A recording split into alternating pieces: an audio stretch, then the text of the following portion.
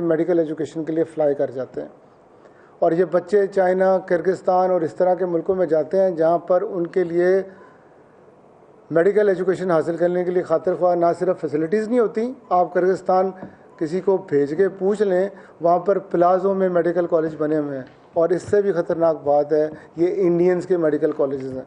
یعنی کہ آپ اپنا پاکستانی فارن ایکسچینج انڈین بینکوں میں بھر رہے ہیں. تو میری حکومت وقت سے اور باقی اداروں سے گزارش ہے کہ ہم 1 بلین کے لیے کبھی ایک ملک میں بھیک مانگ رہے ہوتے ہیں، کبھی دوسرے ملک میں، کبھی تیسرے ملک میں. اگر آپ میڈیکل کالجز کی سرپرستی صرف شروع کرتے ہیں تو $1 بلین، یہ 70 ملین تو وائٹ منی ہے نا. میں سمجھتا ہوں اس سے زیادہ پیسہ ہنڈی کے ذریعے ان کی لیونگ ایکسپینس کے لیے جاتا ہے.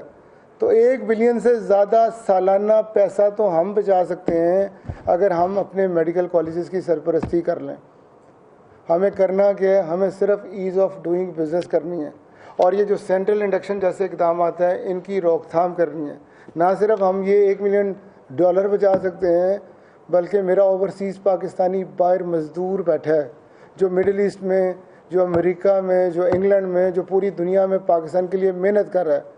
اگر صرف ان اوورسیز پاکستانی کے بچوں کو آپ سیلف فنانس پہ داخل کرنے کی اجازت دے دیں تو میرا خیال ہے $1 بلین تو ہم اس سے 5 سالوں میں جمع کر سکتے ہیں. اگر صرف آدھی سیٹیں ہم مختص کرتے ہیں کہ اوورسیز پاکستانی پڑھنا چاہتے ہیں.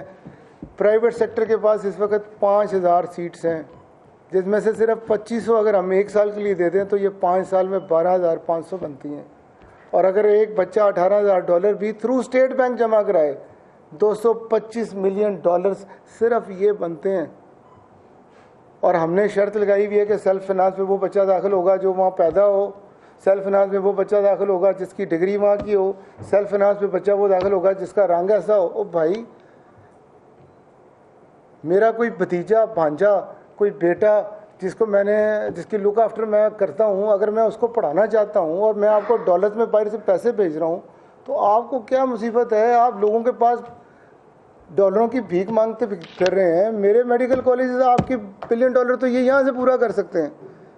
تو گزارش ہے کہ ہم، آج کل نالج اکانومی کا دور ہے، وہ ملک امیر نہیں ہیں جن کے پاس مائنز ہیں، جن کے پاس سونا ہے، جن کے پاس آئل ہے، بلکہ وہ ملک امیر ہیں جو نالج اکانومی میں ڈیل کر رہے ہیں.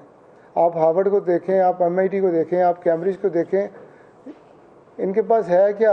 یہ ہیومن ریسورس کو ہیومن کیپٹل میں بدل رہے ہیں. یہ کر کیا رہے ہیں؟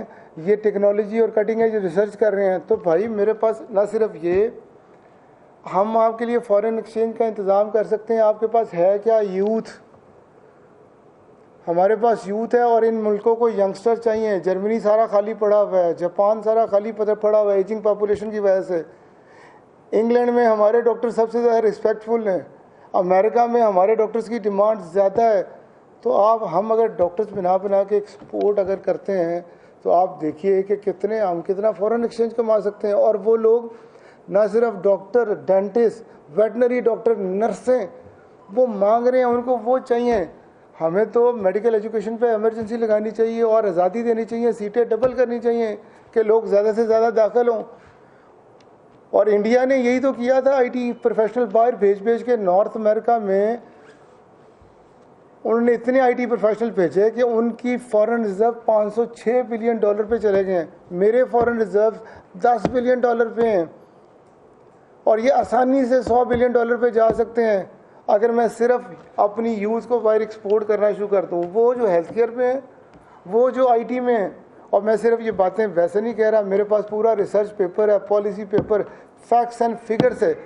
اگر ہم انڈیا سے سیکھ نہیں سکتے اور ہم آگے کیسے جائیں گے؟ ہمیں ان سے آگے بڑھنا ہے.